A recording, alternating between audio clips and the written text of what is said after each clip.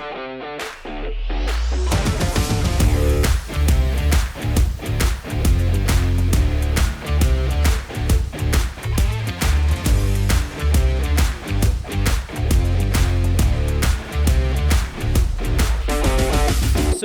we're going to just do a short program here. As many of you know, we're here because of a launch. When Kevin Maloney and I started IBC, we were very pro education forward. So who are the thought leaders we know in such a variety of industries, including space and venture capital and AI and national security?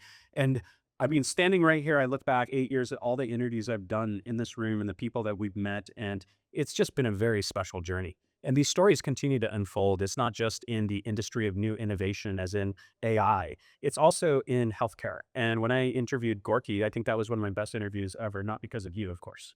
Uh, but we were talking about cancer research and being one of the leading cancer researchers at UCI, I'm sorry, at City of Hope. It really gave a lot of perspective into vaccinations, the road to the cure, and how cancer is something that is just more prevalent than ever with the younger. And so as part of that, we are on this sort of healthcare theme from the work that we're doing in Washington, D.C. to the type of thought leadership that's here. Matt Collins, who's been a great friend of mine, a client of KCOM and a healthcare impresario, has this incredible enterprise of healthcare companies, one of which is Gnosis for her. So I know there's a lot of doctors in the room and a lot of skilled healthcare leaders, and it's an absolute honor for me to introduce my friend Matt Collins here to say a few words about his new company. Thank you, Sinan. Thank you so much, Sinan. And I'm so excited that you guys all came. Thank you for being here. We've been looking forward to this as a team, of letting the public know what we're doing, what we've been working on. It's actually been in the works for 2 years.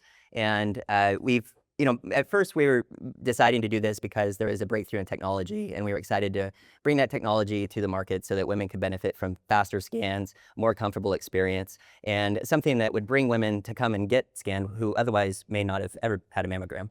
And from that time of making those decisions with some assumption, it's been validated over and over again that we're on the right track. And we're doing something that is going to have a huge impact on breast imaging for women and on their, the compliance rates that we see with women, often are either afraid of their first mammogram or they've had a poor experience in the past and they don't want to go and get it again. And that leads to now later stage discovery, possibly later in their life, right? And in treatment, it's so much more effective if you can catch it at stage 1 or 2 versus 3 or 4. And it's also much less expensive for health plans. It's 37 times less expensive to treat stage 1 breast cancer than stage 4. So there's many reasons why the industry as a whole should embrace new technologies that increase compliance. But we're focused as a company on the experience. As we've shared this with many women, the response that we get probably most often is, why hasn't this been done already? And it's because of their personal experience with mammography and the fact that they have to be, handled and then squeezed, and it's not pleasant from what I hear.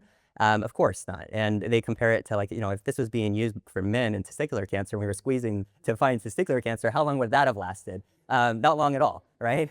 And so, and looking back at it, it's like, yeah, it's a shame that something hasn't been done to change this area in healthcare and change the opportunity that women have to get scanned in the way that they're getting scanned. So compliance is a big issue in the United States and really worldwide. Women just aren't getting scanned enough. And so breast cancer is found later in its stages and is harder to treat and leads to more death. So part of what we're doing here is making an impact with the launch of Gnosis for Her imaging that's compression free, faster, more accessible with our mobile clinic that you'll see. And changing compliance, changing women's willingness to go and get maybe their first scan, making an impact just on that point alone and on the experience they have when they come and get scanned.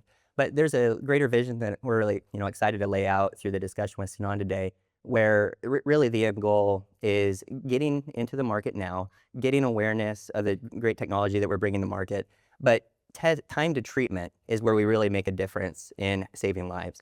And even in urban areas, including Southern California, it will take women 40 plus days until they get treatment started from the time they get their first scan. It's easily 40 plus days. In rural areas, it's 60 plus days. And those days are really critical for any woman that has breast cancer and could make a difference in their treatment outcome ultimately, or in saving the breast from mastectomy.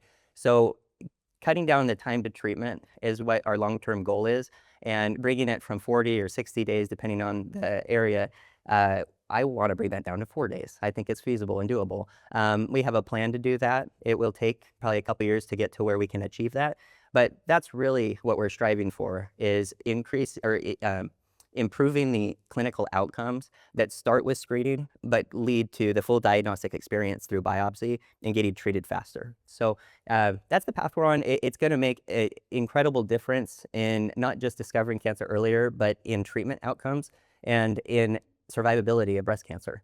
And unfortunately, right now, the trends have been in the wrong direction. Breast cancer is becoming more prevalent in most of the world. There's many countries, especially in Asia, where it's the #1 leading cause of death in premature death in women.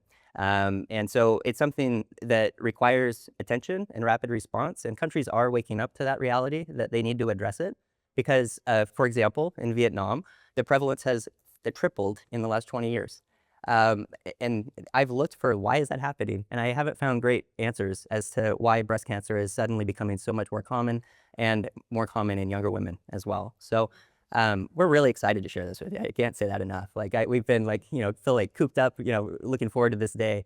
So you might catch that excitement from me or from Dr. V as she's here. But it's really something that inspires us. And as we've worked through processes and, even just creating the mobile clinic, it's always been a focus on the experience and what's best for women. And we hope that as this goes, live and we're treating women here in the next couple months, that they'll see it firsthand how different this is from their mammography experiences in the past. Or maybe it's their first time and they want to share it with others because it was so easy. So with that, I don't want to spoil so many of the surprises and talking points that will come up, but thank you for being here. We really appreciate you making it out today. Oh, excuse me. Oh, okay. We have a short video, and then we'll introduce Dr. B.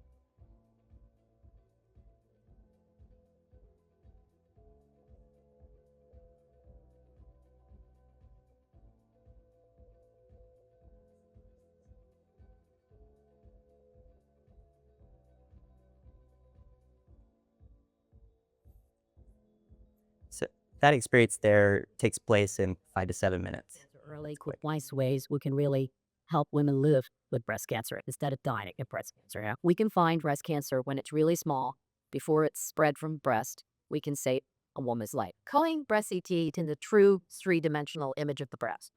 The detector is surrounding the woman's breast. And so the cancers have nowhere to hide in the breast. There's no way for overlapping tissue to be in the way from every angle. What I've seen in multiple studies that we've done at Elizabeth One Breast Care is that the focal spot size, the improved detector, as well as the exquisite spatial resolution allows me, when I'm looking at these images, to see cancers that are 4 millimeters or less in size. One of the benefits from this also is that maybe we'll be more likely to pick out which are the true abnormalities from the false abnormalities and then do less biopsies, which turn out to be benign. So we'd also like to find the small cancers, but also do less biopsies, which turn out to be negative. Thank you. And if I may, like to welcome Dr. Bredehoft, I should say, to front here. Thank you. Shoot step. Thank you, Matt. Geez, you're right. It's been 2 years. 2 years is the journey that we started. And here we are in front of amazing people to share to the world what we've done with Gnosis for her. All right, so let's get into our Q&A, our fireside chat, that raging fire. Q is now close to production, I'll be fine. So I've done about 67 interviews, so this is really exciting because this interview could actually save lives, and this will be broadcasted on my show, seen by thousands of entrepreneurs, healthcare professionals, and hopefully all of you can help get behind their vision. This is what this group is about. We keep it small for a reason. Everyone in here has a vision, has a plan, has a business, and we support each other making back a reality. It's an absolute honor. I think before I get into my few questions, maybe just give a full background on yourself, and then you guys will split that microphone, and I'll just, do my thing over here. Maybe Dr. B, and then Matt, you can get your background, then we'll go into questions. Hi, my name is Margaret Bredehoft, aka Dr. B. So no surprises to you guys, I'm not German. Where did I get my name, Dr. B? I was the former public health director for Orange County, shepherding 3.2 million residents. And during a time where we had a bunch of chaos, the pandemic, and also helped the county get out of the pandemic into the recovery. And boy, that's some exhausting journey. I don't know about you guys, but I really don't want to talk about COVID anymore. But during my time at the county, I learned so much about population health, about access to care and closing those care gaps. So upon my leave of the county, I needed to leave to just kind of center myself again and my family. And during that sabbatical, I bumped into this guy. And, he was very excited. He said, Dr. B, I have an amazing opportunity. An amazing opportunity. I think you're going to love it. When you return from your trip to Italy, come back and we can talk more. And so here we are, after 2.5 years of meeting together, we are here in this very entrepreneurial, innovative, it's a passion project. I don't want to say it's just an initiative, but it's a passion project where I get to take all my years as an entrepreneur working at the health systems. I worked for one of the largest faith-based health systems in the United States. And then also working as a public health director, I get to do something I'm passionate about, and I don't even have to retire yet. So that's me. Awesome. It's a great background. Thank you, Dr. B. Yeah, no, we're so fortunate to have Dr. B on our team. My background is business and entrepreneurship. So prior to the pandemic, I wasn't in healthcare, and it was the pandemic that pulled me over to it and then led me to meeting Dr. B. But it was prior to the pandemic, had a couple of my own businesses and had an opportunity to help the public during the pandemic. And I crossed over in April of 2020 to try to apply my talents to saving lives in the beginning of the pandemic. And it pulled me in because finally I didn't have to just focus on making money. I could actually make an impact on people's lives with testing at that time. And ended up growing a testing organization to be one of the largest in the country, tested over 15 million people in 26 states with 2,600 employees. It grew really quickly. But through that experience, I ended up purchasing a laboratory because another laboratory was slow to deliver PCR test results. And so I bought a laboratory and ended up finding that in the city of Orange and became one of the largest COVID testing laboratories in Southern California as a result, getting up to during Omicron 50,000 a day. So through that experience, I found that I loved healthcare and wanted to stay in it.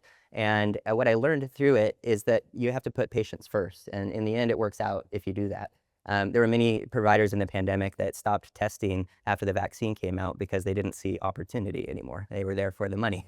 And we continued to just double down with, I don't know why, but we did. In February and March of 2021, I was buying a laboratory and doubling down on infrastructure for testing without knowing if the vaccine was going to end the pandemic right then. So it was the commitment to people and serving people's healthcare needs that led to us continuing to be there for the public during the Delta variant and then Omicron, when we did by far more testing than the rest of the pandemic combined. So I have brought that to this, where people have to be first, patients are first, and our mission starts with serving people and ensuring that they have the best clinical outcome and also the best experience in achieving that outcome along the way. And Gnosis for Her is one of our brands that really embraces that as a foundational principle of the mission. Cool. So here's the housekeeping rules. Okay. So I'm going to do a few questions, and then afterwards, I'm going to open it up for any questions from the audience because I'd love to kind of hear from you as well. I'm going to let either of you take the answer. And then following that, we're going to get back into the reception. Please eat the food. We've got a lot of food here for you guys, and drinks and cocktails, and then experience the mobile unit. I mean, it's pretty impressive. Take a look at it, take photos of it, share it with your friends. This is our moment. They went through a pretty significant effort to get that here. So please go through the experience and see it for yourself. So let's just start with the basic one. What motivated you to start Gnosis for Her, and how do you identify the gap in the imaging tech that your company addresses? Yeah, I'll take it. Yes. Yeah. So starting Gnosis for Her came through an opportunity to meet the manufacturer of the instrument. And we'll make that clear. We don't manufacture the instrument. We have a really close relationship with the manufacturer because one of our partners is a family and friend of one of the board members there. And since then, we've got a really tight relationship with their leadership. They want to manufacture instruments. We want to provide a great experience. And that goes hand in hand for them to sell more instruments and enter new markets. So that's what we're doing through a partnership with them, is taking it to markets. I think based on everyone else they're working with, we're going to be a clear leader with bringing this technology to market in the US and internationally.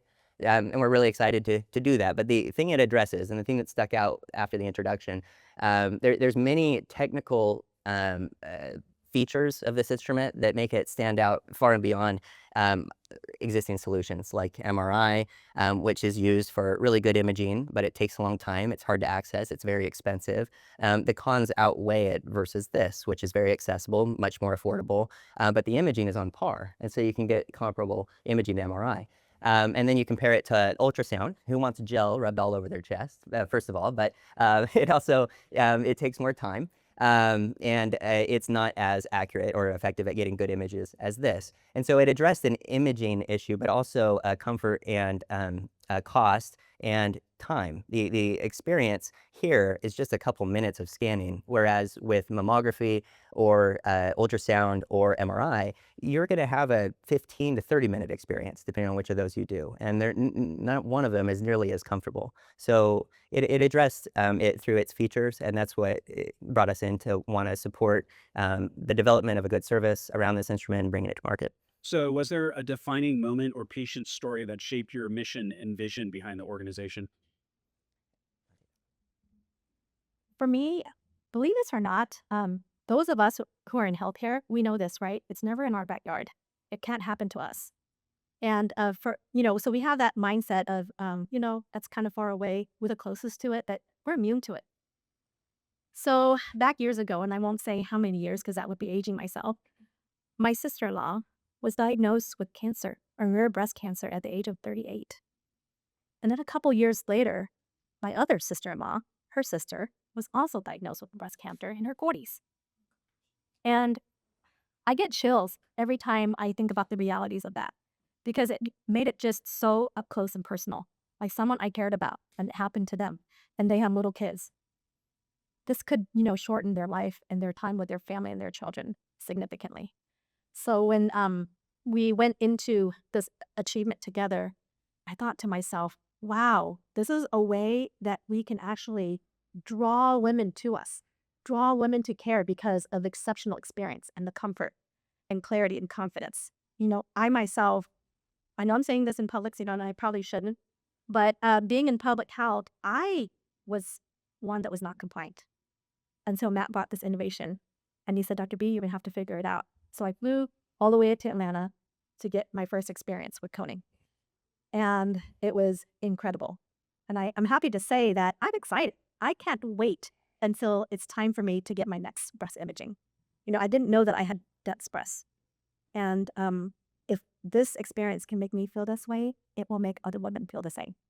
That's awesome. Well, thank you for that heartfelt story and personal. My mother-in-law also is a survivor of breast cancer, and our firm has been behind the Komen Walk for many years. And it is a real thing, and it touches. I'm sure everyone here is impacted by it in one degree or another. So let's talk about Gnosis for her. Your 3D breast CT technology promises no compression, faster scans, and higher clarity for women with implants, dense breast tissue, and high risk factors. What were the biggest technological, regulatory, or operational hurdles you've had to overcome to bring this platform to market? Sure. I'll address technology. So technological hurdles, with health systems, it's hard for data to be shared often. And so we've been developing a platform that will make the sharing of the images, even with third-party providers, simple and easy for anyone to access. We've needed to overcome that. We're also, though, as part of the experience development, I learned during the pandemic how important it is for registration to be seamless, very straightforward, doesn't prompt the patient to think that they don't know how to answer a question, just really simple. So we've also, it sounds simple, but it's a big deal at scale, is the questionnaire and the conditional logic that goes into that and helps the patient navigate to, in the future, maybe what service they need or what's recommended for them. We've spent a lot of time making sure that will be a great experience, desktop, mobile, just through scanning a QR code when they arrive, right? And not needing to spend 10 to 15 minutes answering all those questions once they are at our mobile unit or at one of our clinics in the future. So it's our continuation of tech development is going to be focused on experience, but those are two things that we've already worked on. Right. Yeah. And the regulatory side, just wondering if you have any thoughts there. Coming from the public sector. I'm going to say, who works in government sector? So if you work in government sector and you understand regulation, sometimes I honestly think that we're just overburdened with a lot of regulations that it inhibits us from bringing things to market. Look how long it's taking for Altadena to do bill. It's because of process and regulation. So with Gnosis for Her, when you bring innovation to market, we have been confronted with a lot of regulation. First being that the state, California, doesn't even understand how breast CT works. And they constantly compare breast CT with traditional mammography, which it's not. But that's the language that they use. And so we have to figure out how to work with them. We're fortunate to have an exceptional director of compliance, and she's been in great communication with the state. I have hopes that not only will they come to understand the value of the breast CT that we bring to California, but they're going to help us make it more available and make it as an access point throughout all of California. Let California be the first state to have, early detection, better experience, and so on and so on. So Awesome. So access and equity are key themes at Gnosis for Her. How do you balance the cost of advanced imaging with making it affordable and accessible, especially to those in underserved communities? Thank you. Yeah, I think this is where this technology also crossed over to really shining in cost reduction. And the reason is out of the gate, we can actually build mammography codes for the services. I will say though at launch, we won't be doing that. We will be collecting cash and patients can seek reimbursement directly to their plan. However, the fact that we can bill existing mammography codes, which is a service that takes 15 to 25 minutes to conduct, and our service takes 5 to 7 minutes to conduct, helps, right, cover the margin, right, and cover the cost, I should say. And so the speed is significant also from a business perspective, and that we don't need to seek new codes with higher reimbursement. We can actually leverage existing coding in healthcare and have more profit than we could with mammography, even though the instrument is more expensive than a mammography instrument. And the speed is something that allows us to price low, because at launch, we're planning to see 5 patients per hour. And because we can see 5 patients per hour and not 2 patients per hour, as we would with mammography, we can charge less. And most of the expense is fixed. We will have, a couple members of our staff on site operating this daily, but the large majority of expense is actually in the instrument itself and in the mobile clinic or future clinics that we build. So as long as we can stay busy with serving patients, 5 or so per hour, the cost actually is very competitive to alternative solutions where they would pay cash. So obviously insurance plays a big part of the healthcare world, if not everything. How do you guys plan with adoption to the insurance platforms out there? Sure. So right now, it has FDA approval for diagnostic imaging. And what that means is there's kind of two. There's preventative screening, and then there's diagnostic imaging. And for a patient to have diagnostic imaging performed, they would need a prior abnormal result or certain risk factors that qualify them for a diagnostic scan. The reason that's the case is that with mammography, you have to take more images to do a diagnostic scan. It's more intensive, takes longer. With our instrument, actually, it's the same no matter what. We're going to take a 10-second scan, 360 per breast, and it's done. And the image quality is the same whether it's diagnostic or preventative screen. So we have FDA approval. The instrument has FDA approval for diagnostic imaging. Because of the current landscape of how mammography is done, we can't offer no cost to patient preventative screening until we have the FDA indication. And so we need to work with patients that have a risk factor, which 70% of women do. So it is most of the population anyways. And then there could be cost sharing imposed by the insurer because it's a diagnostic service and not a preventative screen. We're really looking forward to the FDA indication for preventative screen, which is imminent and has been in the works for a few years already. That will enable patients to have the preventative screen, so for every woman, regardless of conditions or risk factors, and it will be no cost to patient. And so at that point, the plan is to switch to billing insurance, because then the patients won't bear any of the cost. The insurers are mandated to pay for that. And there's also legislation coming to Congress soon that may mandate payers to cover the entire expense of diagnostic imaging, not just preventative screening. But to the question, convincing payers to pay for services they haven't seen before can be difficult. Fortunately, we are bringing something where it's compliant to build existing mammography codes, and so we don't need to recreate the wheel, in how we bill. But we do have an opportunity to advocate for new codes to be created for this that would actually reimburse higher. Right.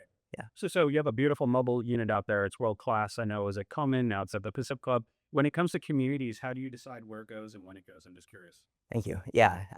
So you see a mobile clinic today, and this is our only unit. We chose to do mobile for strategic reasons. It's a beautiful billboard as it gets around town, or as in retail shopping center parking lots. It will get a lot of attention being out there rather than having a fixed site.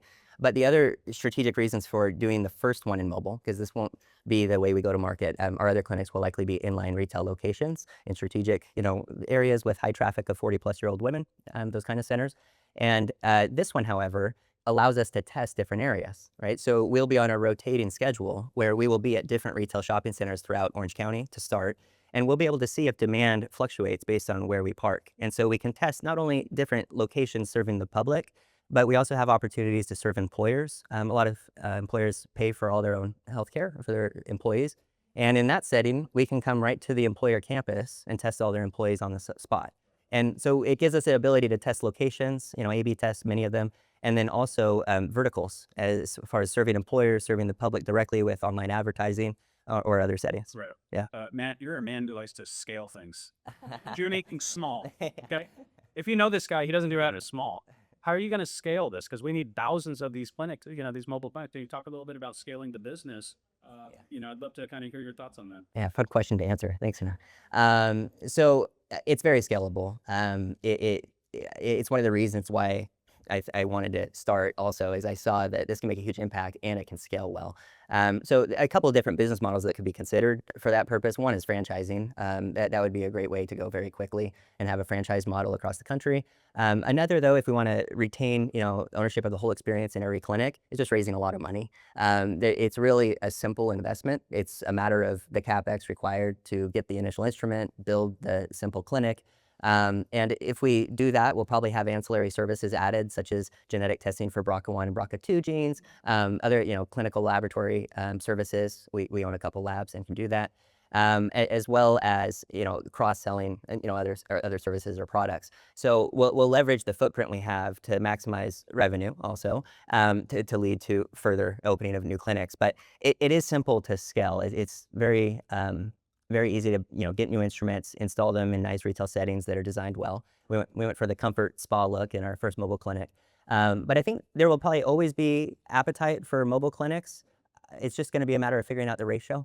We'll have a few that are always out there scouting new areas and getting into new communities and finding the niche verticals across the country. Great. So a couple more questions and then I'll turn it out to our audience. In what time frame do you expect breast CT to become widely accepted as a screening tool rather than just follow-up diagnostics or the alternative to traditional mammography for patients who meet the requirements? I know you kind of answered that, but any thoughts specifically to that? Yeah, and Dr. B, feel free to. So I think there will be a massive change when it gets the FDA indication for screening, right? Because at that point, we don't have to ask anyone to pay. And we're really looking forward to that. I think it'll be really easy to fill the schedule and no one has to pay out of pocket if they're insured. So that will be a breakthrough to how we offer our services and how it's covered by insurance. The health plans, unfortunately, the way healthcare is in America, you have to approach one at a time with all these commercial plans. And then they're, Blue Cross isn't the same as Blue Cross California and Blue Cross Texas and Blue Cross Arizona. You've got to make your way across the country as you go and talk to all of them about why they should cover this or not. So there will be a much wider adoption of diagnostic imaging if Congress passes the bill that requires health plans to pay for all costs associated with diagnostic. But the real breakthrough for this instrument will be preventative screening indication granted by the FDA. Until then, we will be charging around $3.99 per scan. Do you have a comment? Yeah. Yeah, I did. Mine is very simple and practical. You remember during the time that we had analog phones? Yeah. Who uses that anymore? Right? And so the iPhone or with the mobile phone completely changed the paradigm. And I feel pretty confident that with Gnosis for Her and what we have, in our roadmap, that's going to change. So although mammograms are going to be still a very integral in standard care, once the indication for screening gets approved by FDA, I think in a matter of days, months, every woman is going to want to do this because it will give them such a better experience. It will detect cancers much sooner, but also it gives precision to their caregivers to continue the care journey. 100%. Great response on that. From a patient experience perspective, what are you doing to support women before, during, and after their scans, especially when the results are abnormal or require follow-up care? Prior to the scans, we're trying to make the sign-up process as simple, straightforward, educational as possible so that women know what they're signing up for and what to expect when they arrive. As they're scanned, every service will start with an explanation from our staff and the rad technician about what is about to happen. And the patient simply changes into the gown, as you saw in the video, and then goes into the next room for a quick scan of each breast. So throughout that experience, it's educating them and preparing them for the next steps in their visit.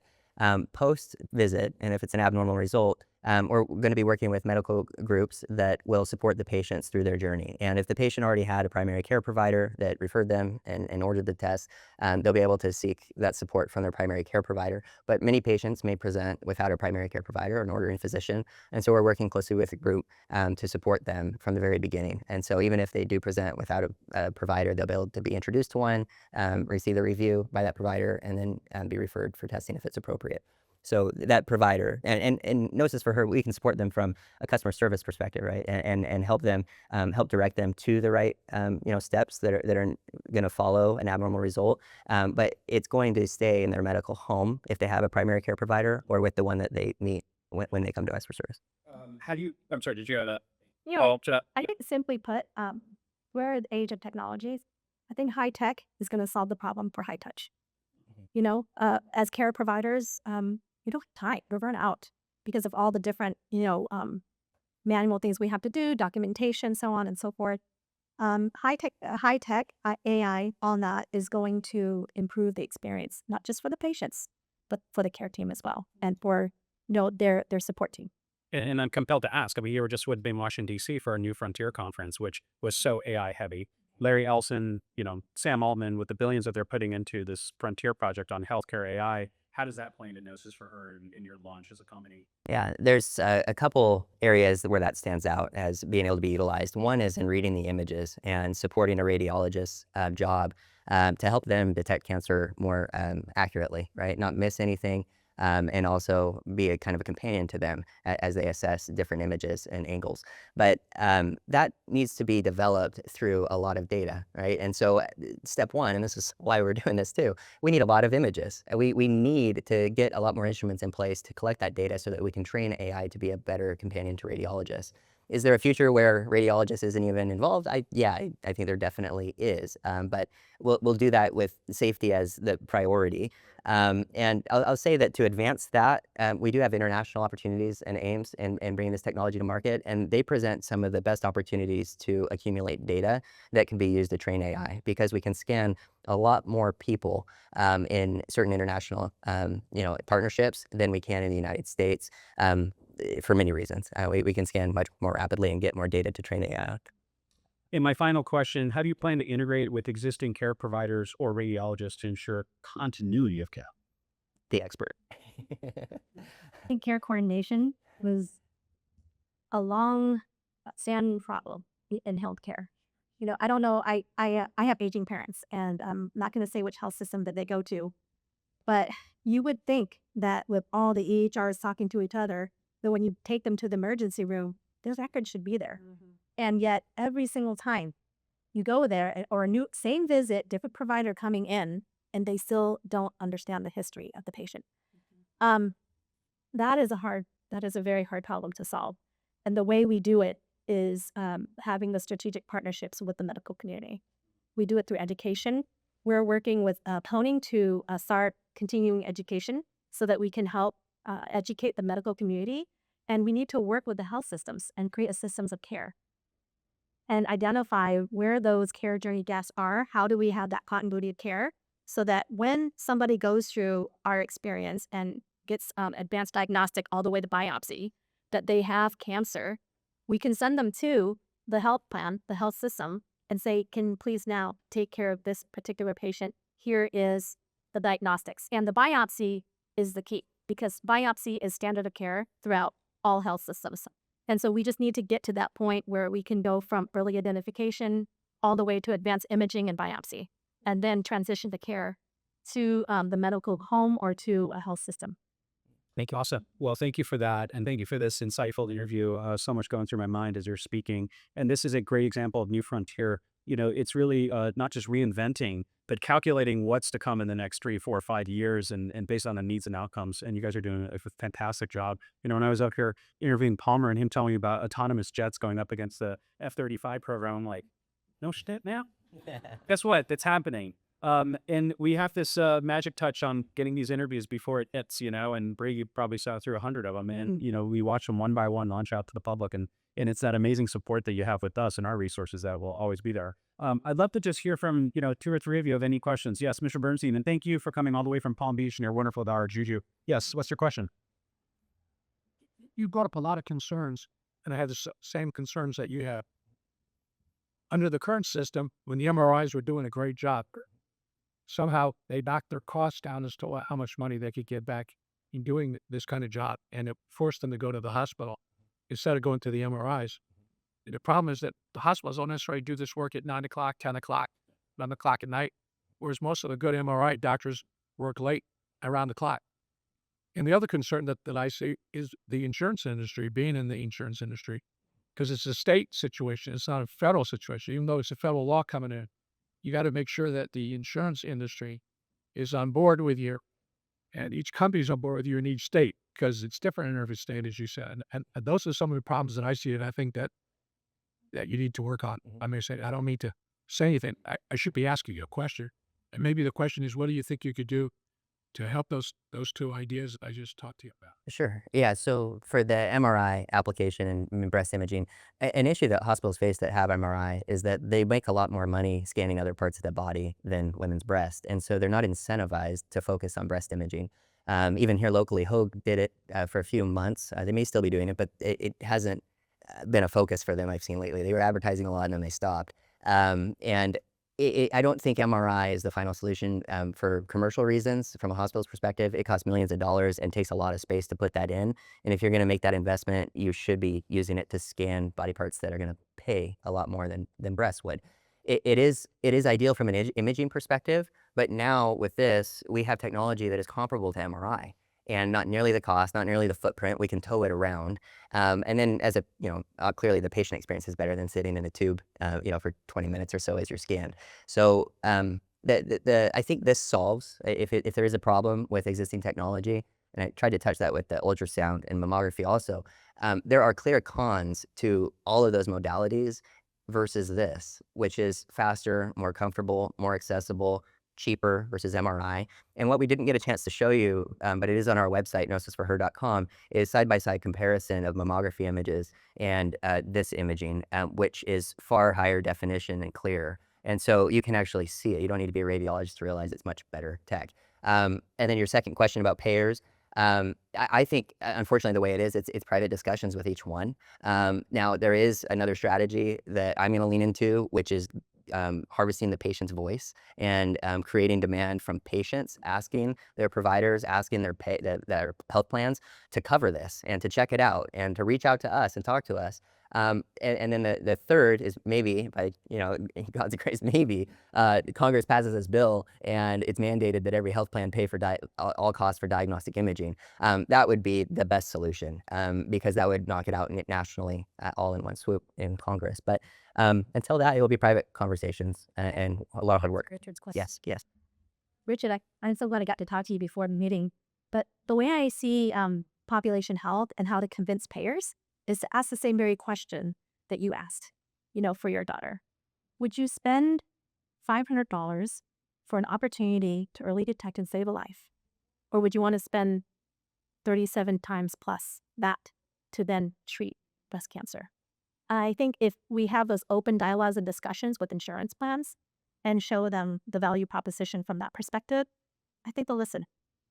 And Gorky, when I interviewed you, it's all about early detection. I mean, you've hit on that so many times. I mean, what greater solution than the number one killer in women cancer is to do this? It's like no-brainer. Okay, next question. Breach Jacoby. Okay, I would just say that a couple of things. So I'm 36. I've not yet gone through this, but I'm on Instagram, and actually a lot of women my age are talking about having breast cancer. A lot of big influencers coming out, going through, okay. So it's definitely prevalent, excuse me. And I know myself, I'm scared to go get it. Okay. So I'm scared to go get it done because every woman's it hurts. So I think this is really, really, really on the money of what women my age are thinking about and hitting that. I think you guys are really smart for this. I love it. I see you being a really good partner with a company like Tia, where they've already built out these preventative care places, and you can really partner with a company like this. I see it being like a Quest, almost like it's a Quest diagnostic place where you get blood work done, but you can also partner with hospitals and have your product in the hospital, where a patient doesn't need to go to a place to get it done. But yeah, I see the vision. I think it's really, really smart. I'm heard you guys. It's really Make it right. Yeah. Channel partnerships, any thoughts beyond that? For now, we want to own it end to end. But I'd say we're open to it. But with only one instrument and the outlook we have for next year, we're going to be focused on internally creating the best experience. Awesome. Yeah. End to end. So Yeah. No. I will. I'm telling you what, check out this. I'm going to keep a straight face. Yeah. Yeah, you did good. You did really well. Sir, go ahead. Yeah, I build hospitals and clinics for a living. I guess some questions for you after this, but more with machine. You guys want to own these machines, you don't want to outsource these to somebody else. A lot of hospitals are moving everything away from the main hospital. The hospital is for people in bed that they want to keep there. Do you want to be kind of centralized around let's use Hoag's example as the closest one, other kind of building the outpatient around it? Do you want to be within that setup, or do you want to be further out away from the hospital, as in you're catching the diagnostic stuff directly into those outpatient clinics, then into the inpatient side? Because obviously it costs exponentially more to build inpatient. How do you guys see yourself kind of setting up in that ecosystem of healthcare right now? So to Bree's point, we're onto something. And I think hospitals are catching up. So when they start seeing what we're doing, they'll probably have, an instrument within their health system. And where we want to be is around that.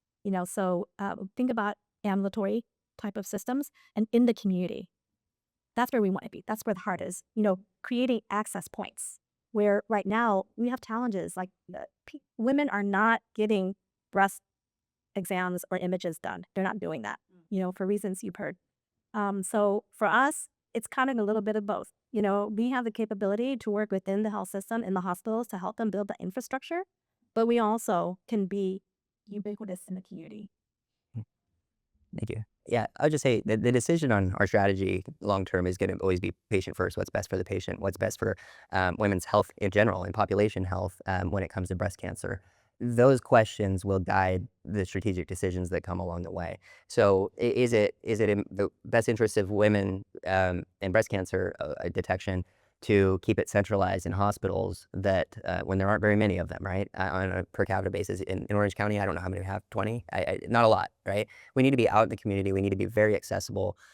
We need to even get people's attention with our branding and marketing so that we raise their awareness of why they should come in and what they should not be afraid of. It's an easy, seamless experience. So we want to work with them. We'll certainly be referring to all health systems and hospitals. Now, down the road, I do want to add this is, I said a little bit about this earlier, but at first we're focusing on imaging. But that doesn't solve everything because then we have to refer these patients with an abnormal result to third-party providers. Frankly, this is a challenge in the first year or so, is that third-party provider, we don't have control over their process. They might want to start with a mammogram, and then the patient will need a mammogram. But at least they started with a comfortable experience that got them there, and hopefully a low prevalence of false positives. But we want to own the entire diagnostic experience. When I said end-to-end, I meant the diagnostic experience, not the colon. But and what that means is you go preventative screen, diagnostic screen, and imaging with contrast, diagnostic imaging, and then imaging with contrast. Now, in mammography, you would do those three in that sequence. With this, the preventative screen is the same exact image and same exact process as diagnostic imaging because we don't have to take any more images. We capture them all in 10 seconds. Mammography, you have to take a lot more images to get a diagnostic imaging service completed. With this, we don't need that step. So that alone cuts out part of this process, right? We can get just from the initial image everything that mammography diagnostic imaging would accomplish. So we skip the need for that second appointment without contrast, and we can go straight from the first scan to scanning with contrast, which are incredible images, very high definition, just like MRI, comparable to MRI, but still a much better experience. It's just that you have an injection of contrast, you sit down for the same scan, and you're done. And then from there, if that's abnormal, it goes to a biopsy. And this instrument is built actually to raise up a bit, and a physician can sit right alongside of it, and there's a grid that's against the breast as the woman is laying prone, and they'll be able to use the imaging in that grid to take a precise biopsy and get a sample. And so we will have those instruments outfitted in that way, same instrument, but a little bit more capability. And once we're doing biopsy and providing the abnormal results to women at that stage, we're no longer referring them to a different diagnostic experience. we're referring them for treatment. The diagnostic process is complete. We want to get there as soon as possible. I hope we can do it in 2 years because it will be a lot easier to get women through that diagnostic journey end to end in a few days than referring them to a process we're not familiar with, and it might even take 2 or 3 weeks with a third-party provider. So Matt and Dr. B are going to hang around. We're going to open up those doors and bring drinks back in. We have food for everybody. This interview will be on my show on Impact TV. That will go out to our global network. It'll be seen by all the right people, not just in the entrepreneurial capital worlds, but also the elected officials that are helping create legislation to support such great innovation and saving lives, which is the most important thing. Continued success. God bless the work that you guys are doing for our country, creating jobs and helping save lives. I present to you Dr. B and Matt. Thank you.